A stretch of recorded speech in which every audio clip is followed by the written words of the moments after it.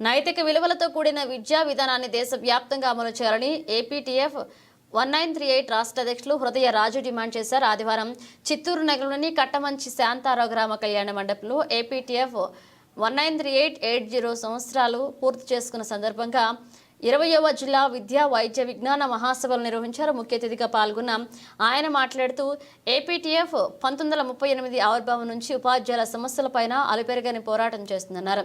కేంద్ర రాష్ట్ర ప్రభుత్వాలు వివిధ జాతీయ విద్యా విధానాలను అమలు చేస్తూ విద్యను నీరుగార్చే ప్రయత్నం చేస్తుందన్నారు. ఈ కార్యక్రమంలో ఏపీటీఎఫ్ 1938 రాష్ట్ర ప్రధాన కార్యదర్శి చిరంజీవి, జిల్లా ప్రధాన కార్యదర్శి చిట్టిబాబు, జిల్లా అధ్యక్షులు కిరణ్ కుమార్, రాష్ట్ర క్రమశిక్షణ కమిటీ సభ్యులు నాదముని, జిల్లా అదనపు కార్యదర్శి సమీర్ తదితరులు పాల్గొన్నారు.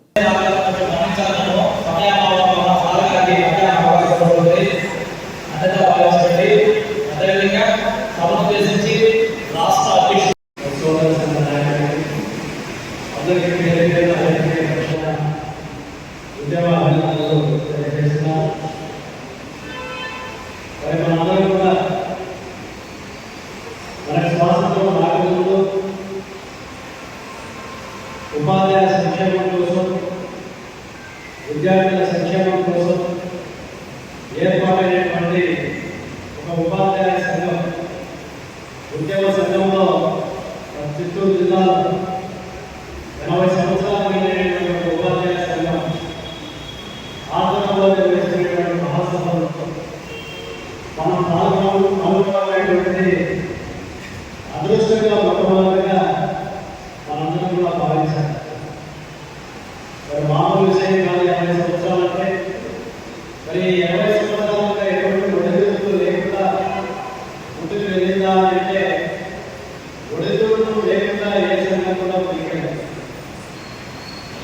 మరి ఏదైతే మలబార్ ప్రాంతంలో ఉపాధ్యాయులకు సంబంధించి ఆ రోజు బ్రిటిష్ వలసవాళ్ళు పెట్టినటువంటి ఇబ్బందులు, అదేవిధంగా రైతులు, ప్రజలు, రక్షకులు వారికి ఇబ్బందులు కూడా సమాజపు ఇబ్బందులుగా భావించి ప్రజలు చేసేటువంటి ఉద్యమాల్లో ఉపాధ్యాయులుగా మమేకమై అటు ప్రజల యొక్క సమస్యని, ఉపాధ్యాయుల యొక్క సమస్యని కలిపి పోరాటం చేసి మరి ఆ రోజు.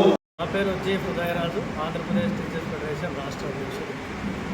ప్రధానంగా మరి ఆంధ్రప్రదేశ్ టీచర్స్ ఫెడరేషన్ ఆవిర్భవించి 80 వసంతాలు పూర్తి చేసుకున్న సందర్భంగా చిత్తూరు జిల్లా శాఖ మరి జిల్లా విద్యా వైజ్ఞానిక మహాసభల ఏర్పాటు కార్యక్రమంలో పాల్గొనడానికి రావడం జరిగింది. ఇందులో ప్రధానంగా విద్యారంగ సమస్యలు ఏవైతే మరి గత దశాబ్దాలుగా ఉండేటువంటి సమస్యలు ఏవైతే ఉన్నాయో వాటిని చర్చించి ఆ చర్చించిన మీదట అనేటువంటి విద్యా విధానం కోసం తీర్మానాలు మరి చేసి వాటిని రాష్ట్ర ప్రభుత్వానికి తీసుకెళ్లడం అనేటువంటిది జరుగుతుంది. మరి ఇప్పటికే ఉన్నటువంటి విద్యారంగ సమస్యలు గత ప్రభుత్వం ఏదైతే 117 జీవో అనేటువంటిది తీసుకురావడంతో విద్యారంగానికి గొడ్డలిపెట్టిగా ఉండేటువంటి ఆ జీవోని తక్షణమే రద్దు చేయాలి. మరి దాన్ని బేస్ చేసుకొని ఈరోజు ఈ ప్రభుత్వం చేస్తున్నటువంటి వర్క్ అడ్జస్ట్మెంట్ పేరుతో ఉపాధ్యాయులని ఆ మండలమే కాకుండా దాదాపుగా 150 కిలోమీటర్ల దూరంలో పంపడం అనేటువంటిది ఇది చాలా ఉపాధ్యాయులకు ఇబ్బంది కలిగించేటువంటి అంశం. మరి ఎక్కడైతే ఉపాధ్యాయులు అవసరమో ఈ అకాడమిక్ ఇయర్ గడవడం కోసం కనీసం అకాడమిక్ ఇన్స్ట్రక్టర్స్ అనేటువంటి వాళ్ళని నియమించి అవసరమైన చోట వాళ్ళని నియమించాల్సినటువంటి అవసరం ఉంది. మరి కర్నూలు జిల్లా లాంటి దాంట్లో ఎంతమంది మరి అక్కడ అవసరం ఉన్నప్పటికీ కేవలం ఉండేటువంటి ఉపాధ్యాయులతో సర్దడం అనేటువంటి దాని ద్వారా ఏకోపాధ్యాయ పాఠశాలలుగా మారడం జరుగుతుంది. మరి ముఖ్యంగా మరి ప్రాథమిక పాఠశాలలు అనేటువంటివి పూర్తి స్థాయిలో నిర్వీర్యమయ్యేటువంటి పరిస్థితి ఉంది. రాష్ట్ర ప్రభుత్వం మరి ఎక్కువ ఆలోచన చేయడం, లేకపోతే ఎప్పుడు నెక్స్ట్ ఇయర్ చేయాలనేటువంటి దానికి మరి ఫుల్ స్టాప్ పెట్టి తక్షణమే విద్యారంగానికి సంబంధించినటువంటి దాని సమస్యల మీద లోకేష్ గారు, విద్యాశాఖ మంత్రి గారు ఉపాధ్యాయ సంఘాలతో మరి విద్యావేత్తలతో, విద్యాధికారులతో సమావేశాలు నిర్వహించి సమస్యల పరిష్కారం చేయాలని చెప్పి తెలియజేస్తా ఉన్నాం. పిల్లలందరికీ కూడా దాదాపుగా స్వయాన ముఖ్యమంత్రి గారు విడుదల చేసేటువంటి 30,000 కోట్ల రూపాయలు ఏవైతే బకాయిలుగా ఉన్నాయో, ఈఎఫ్ కావచ్చు, ఆర్ఎల్ఈ కావచ్చు, ఏపీజేఎల్ఐ కావచ్చు, అదేవిధంగా రిటైర్డ్ అయినటువంటి వాళ్ళ బెనిఫిట్స్ కావచ్చు, ఇవన్నీ కూడా 30,000 కోట్ల రూపాయలు ఈరోజు రాష్ట్రంలో ఉండేటువంటి ఉద్యోగోపాధ్యాయులకు ఉన్నాయి. వాటిని కూడా మరి సమావేశం నిర్వహించి civil services joint staff council సమావేశం నిర్వహించి చర్చించి ఆ బకాయిలను కూడా చెల్లించాలని చెప్పి కూడా మరి ముఖ్యమంత్రి గారు కూడా సమావేశాన్ని త్వరలో ఏర్పాటు చేయాలని చెప్పి కూడా ఈ సందర్భంగా మరి రాష్ట్ర ప్రభుత్వానికి తెలియజేస్తా ఉన్నాం. మరి ముఖ్యంగా మరి ఆంధ్రప్రదేశ్ టీచర్ ఈ సందర్భంగా ఆహ్వానిస్తుంది. రాష్ట్ర ప్రధాన కార్యదర్శి Andhra Pradesh teachers federation. Andhra Pradesh teachers federation 1944 April 16 నాడు ఆవిర్భవించింది. మరి ఈ సంవత్సరం ఏప్రిల్ 16 నాటికి 80 వసంతాలు పూర్తి చేసుకున్నది. మరి 80 వసంతాల్లో అనేక ఒడిదుడుకులు నిర్బంధాలను ఎదుర్కొని ఇప్పటికీ ఆంధ్రనాట ఒక సంస్థగా కొనసాగుతున్నటువంటి ఏకైక ఫెడరేషన్ ఆంధ్రప్రదేశ్ టీచర్స్ ఫెడరేషన్. ఈ సందర్భంగా మేము 80 వసంతాల వేడుక మరియు 20వ విద్యా వైజ్ఞానిక మహాసభల్ని ఏర్పాటు చేశాం.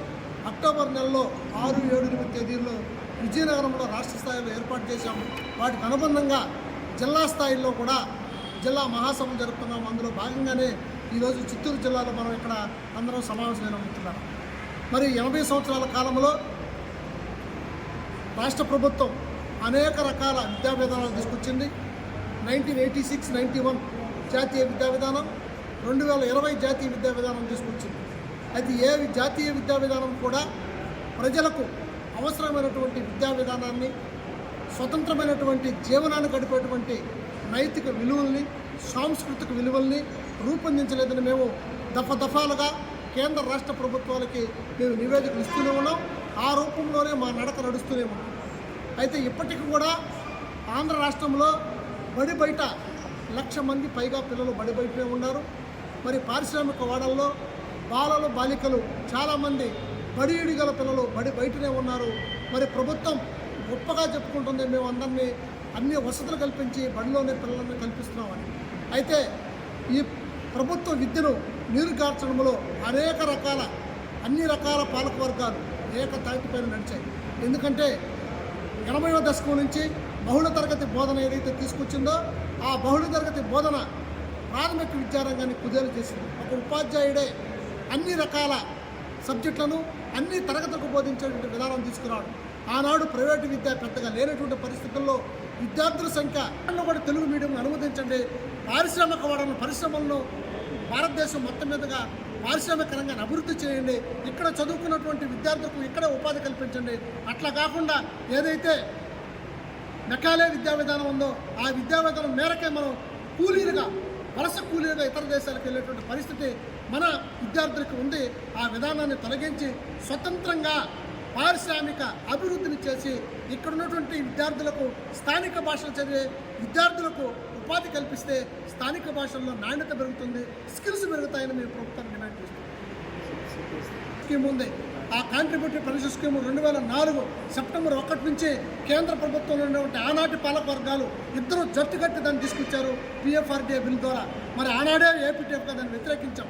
మరి ఈనాడు అనేక దీర్ఘకాలిక పోరాటం తర్వాత గత ప్రభుత్వం GPS అనేటువంటి ఒక మధ్య మార్గంగా తీసుకొస్తామనేటువంటి కొత్త స్కీమ్ తీసుకొచ్చింది.